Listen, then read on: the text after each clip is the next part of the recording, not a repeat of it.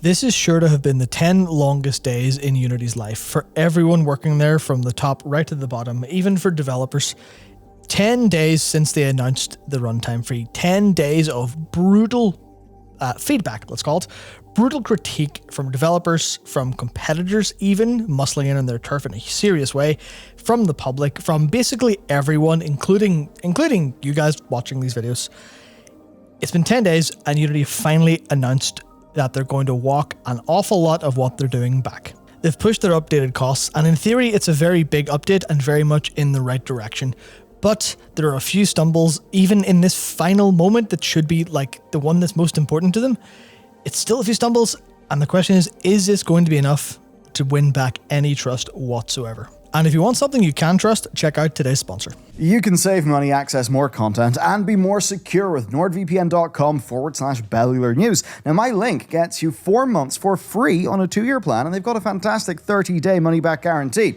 Now, Nord lets you browse the web as if you are anywhere. That lets you do a lot of things. This time, traveling, right? Ticket prices for things like cars. They are optimized based on regional demand and a whole bunch of other things like an airline's home country, national wealth. So if you clear your cookies and you use NordVPN to shop around, you can actually benefit from those regional price differences. Now, as you may be able to guess from the background, I am not in Belfast right now. So, of course, between accessing stuff at home without setting off security, getting the best pricing, Nord's dead handy. They keep you private, stop your ISP from snooping about your data. They've got fantastic threat protection services and really cool new things like MeshNet. The app and browser extension are all super easy to use, and you can get 4 months for free in a 2-year plan over at nordvpn.com/Bellular News with a 30-day money-back guarantee. So, a big thanks to Nord for supporting our team and the show. With that said, let's get into the content. I want to start with this.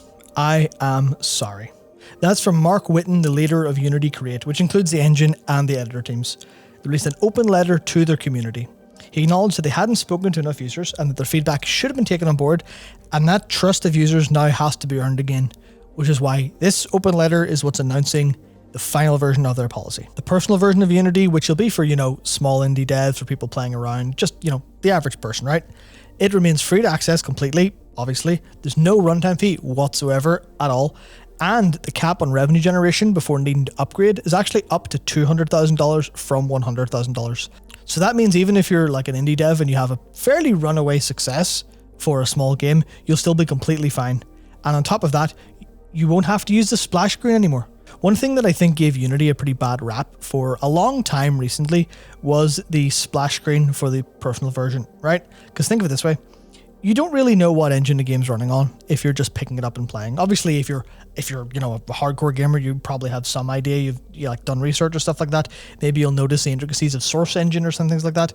But for Unity, one of the problems was that the good games, the big games made with Unity, didn't have a splash screen because those people paid for Pro, they paid for Enterprise. They were paying for the things, for not having to use it. So anytime you open just a quick indie game, usually if it's like, you think of the worst stuff on Steam, the pure shovelware, and that would have had the made with Unity splash screen. So it's kind of a win for everyone here, where you don't have to announce that you're using Unity in your indie game. Obviously, people will be able to figure it out, of course, but people will no longer have, Unity in their face and then go, Unity bad, which is obviously, of course, the narrative they have. The unfortunate thing is there is a new sign-in policy, and this isn't really a massive deal, but it is something they'll have to contend with, which is from November 2023, users will need to have a Unity ID and login, as well as an active internet connection to use Unity. Now, this isn't always online game dev. There's a 30-day grace period of offline activity between check-ins. So obviously this is just going to be for analytics purposes. This is going to be making sure, everything is up to date and etc. But it is just another small thing to contend with. This is where the meat of it is, right? It's in Unity Pro and Enterprise, where basically all of the money is, right? The runtime fee will only apply to the next version of Unity shipping from 2024 onwards. Existing shipped products or anything made in a version before this will not count towards runtime. And you think, okay, well, what does that actually mean? That means one of the biggest problems they actually faced, which was, hello everyone who's made a Unity game ever before. You owe us more money now. Why? Because we said so. To hell with you. That's gone, right? So You look at some of the biggest stuff. One of the major things with the runtime fee was free to play is getting completely destroyed. So if this had went through the way it was and was legally enforceable, which is, that was always under doubt if it was even enforceable, but in the case it was, then you would have like mobile game companies, and you might not like them, but they would still just be wiped off the face of the map because their revenue per install is so low. You think about the likes of Hoyoverse, you think of their games running in Unity, and you go, oh, okay, well, were you just trying to literally run a scam on some of the biggest people in the industry because they have hundreds of millions of installs? Well, that wasn't very nice. So they've done away with this entirely. And it extends to games that are currently being made, because it's very, very unlikely that someone's going to upgrade like Unity, especially if they're mid or late in production. All you'll do is cause problems by doing that in most cases, and you don't really need to. So effectively, this is saying you now can avoid the runtime fee entirely if you don't upgrade or if you're already working on a game. That means that if you want to opt in to the Unity runtime fee and everything that comes with that, you will have to be using the new version, which kind of means you can just nope out, no harm, no foul, at least for now. Then no game with less than $1 million made over 12 months will be subject to the fee. Another thing that's like, yeah, if it's getting a lot of installs, but the revenue's not there, say you're a small mobile developer or something like that, then you're going to be fine. They're not going to try to bankrupt you. And the problem was that they never were going to try to bankrupt you. It's just that their policy kind of said that they would, even if they were trying to say, listen, you can work with us and make deals, it's fine. The problem was they just kind of turned around and said, oh yeah, to hell with you. So as for those that are actually subject then, 2.5% revenue share and a calculated amount based on unique initial engagements, both of which will be self-reported by users, and the lower number will always be billed, which is pretty nice. 2.5% revenue share if you're got a lot of money from small engagements, or if you've got a very huge amount of people, then you're still going to take only the 2.5%, which is pretty nice. And if you compare that to the leaked version that Bloomberg saw on the Monday there, that was 4% revenue. So you can see the progress being made. You can see whoever internally is deciding this is literally going, no, you need to bring the number down. People won't be happy, bring the number down. And so they have. There's still a question as to what calculated amount based on unique initial engagements actually means, and how that could be, calculated, how that's going to have any kind of self-report from users. Is that still going to not force people to go online and share analytics, but is it going to have annoying pop-ups going, hey, please accept the terms of Unity, where we'll phone home and send all this data to stuff. So there's a little bit of stuff on that, but you can at least now, based on the way this is put across and explained, you can at least see the point. The point is they want some money from you, but they're going to take it either in a flat form if that's the lower number, or something else if that's not going to work for you. So here's the actual impact and analysis from people, right? It's better, but it's not necessarily good. Personal users are maybe getting the most out of this because they're getting no runtime fee. They're below the revenue share, which means people are just going to be completely fine, because obviously it's below $1 million and you have to go above it, 200k to pay for Pro. So more or less, indie devs are completely insulated from any harms here, which is definitely what Unity kind of built its back on initially, right? It built its back on, like I said in the last video, it's so much about that talent, about that being endemic in the industry is the term.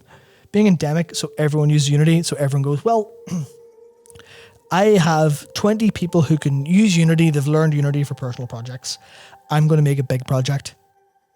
Let's use Unreal. No, obviously you would go for Unity, because then everyone immediately goes, okay, well, we can hit the ground running. We can save months and months and months and months and months off our production time because we know what we're doing. Let's go. So that's one thing that they've clearly been smart about doing that. But the splash screen removal is something fun, obviously, because people were saying they would now be uncomfortable playing and buying Unity games. And Unity's response is, we won't tell you it's a Unity game. And I don't want to be that cynical, but it is funny to think about. And then for the pro users, right? If they don't like the terms, they don't have to upgrade. They just don't have to choose them. It's almost like a version of, say, Adobe Creative Cloud. And Adobe say, hey, we've got this new, as an example, the latest Photoshop. Photoshop 2024, or version 25, I think it's called. It has all this new Adobe Firefly stuff. It has generative fill. It has all these AI tools, which are, your thoughts on AI aside, they're very, very useful.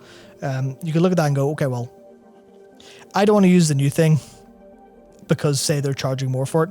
This would be kind of like Adobe saying you can use the old versions for a lower price, but if you want the newer version, you have to upgrade, giving people that choice as opposed to completely railroading them.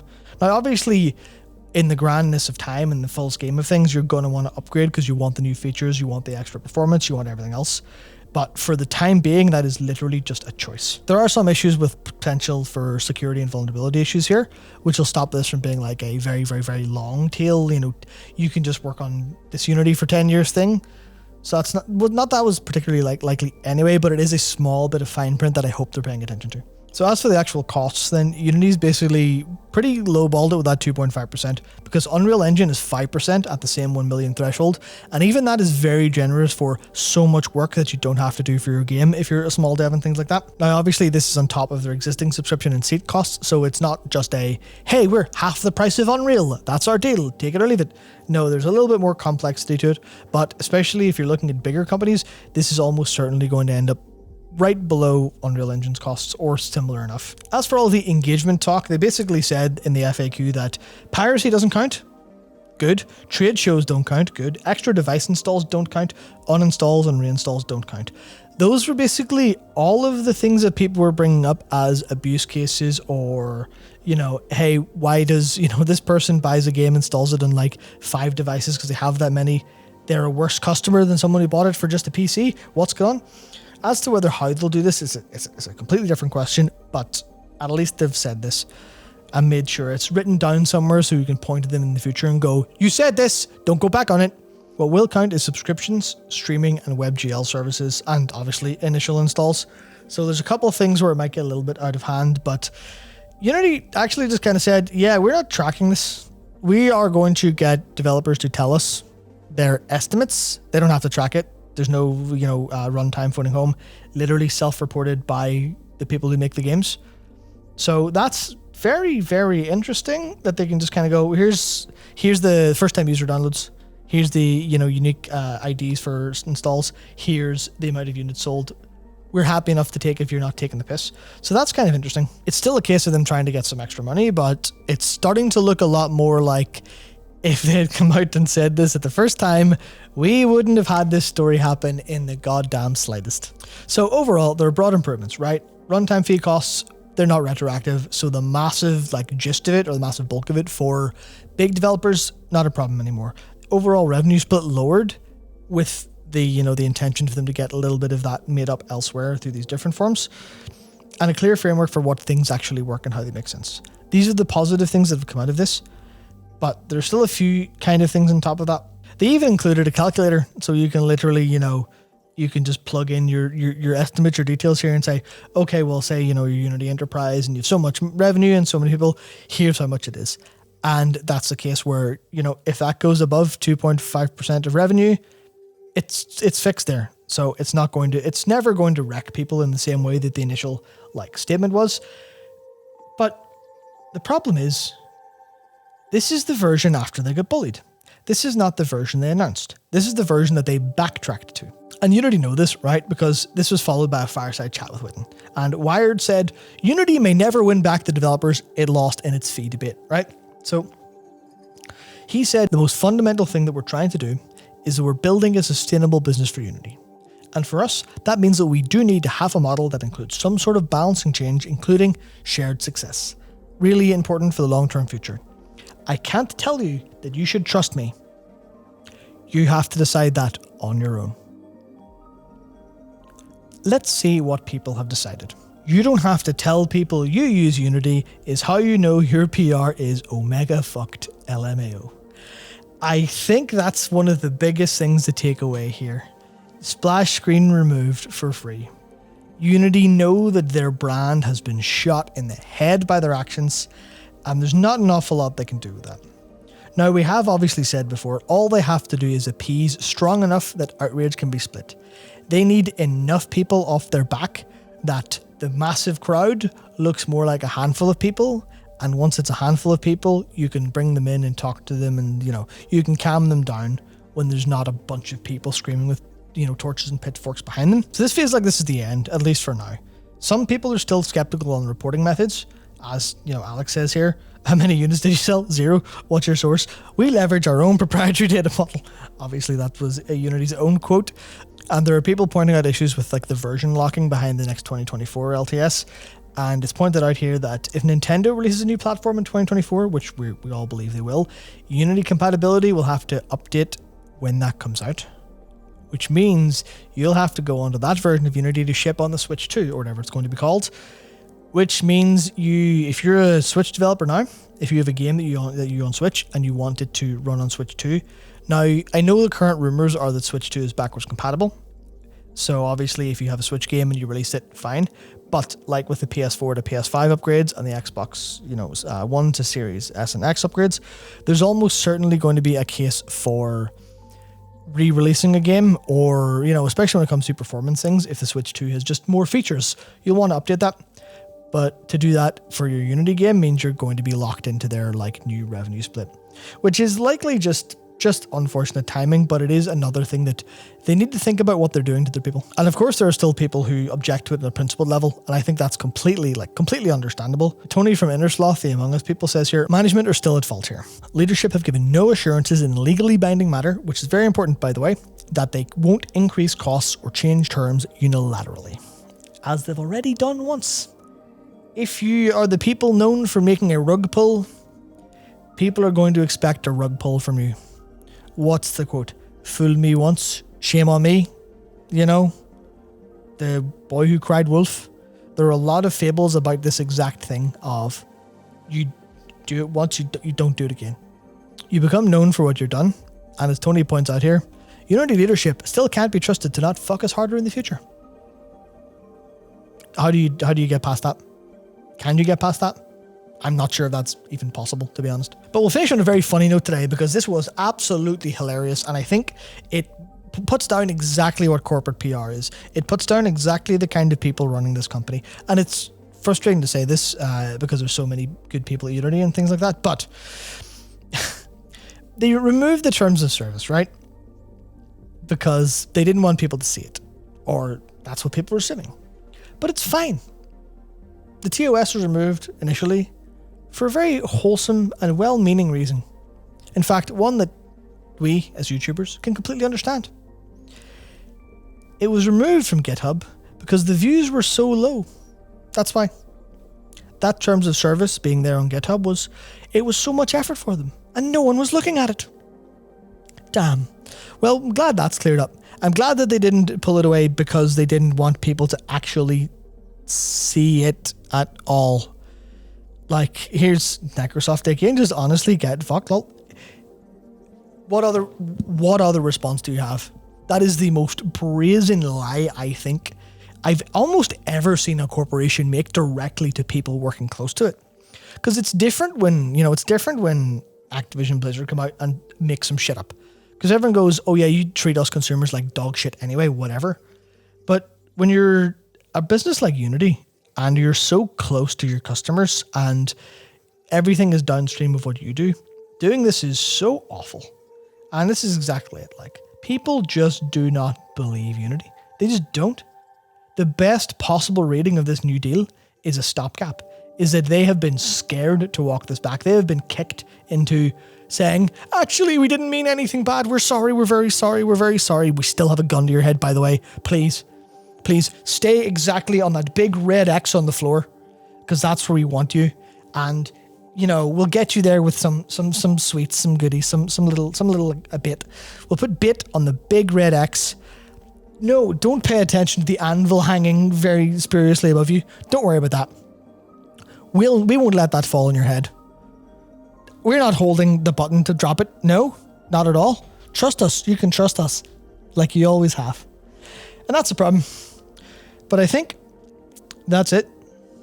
That's it for the Unity story. I don't see anything changing for the foreseeable future. I think this is literally it. I think Unity they've stemmed the bleeding to a degree, but they're still there with a self-inflicted wound.